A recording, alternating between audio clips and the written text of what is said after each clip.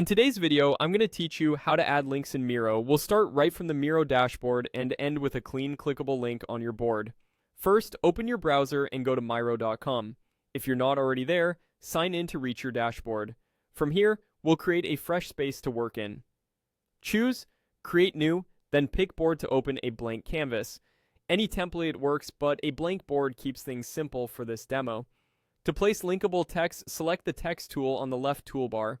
Click anywhere on the canvas and type the words you want to turn into a link. Something descriptive like project plan or research article is best, since it tells collaborators what they'll open. You can drag the text to position it and use the font options to make it easy to read.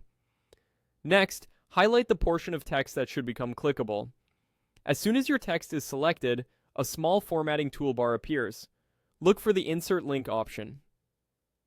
The icon typically looks like a chain link. Click it to open the link field.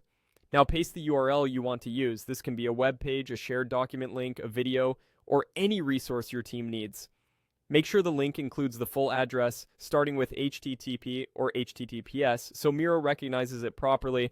If you're pasting from another app, double check there are no extra spaces before or after the URL. When you're ready, click Apply. Your selected text is now linked. You'll usually see it change color or gain an underline, indicating it's clickable.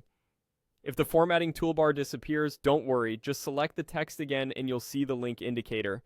If you need to reposition your text after linking, use the selection tool to move it around without breaking the link. A couple of quick tips to keep things smooth.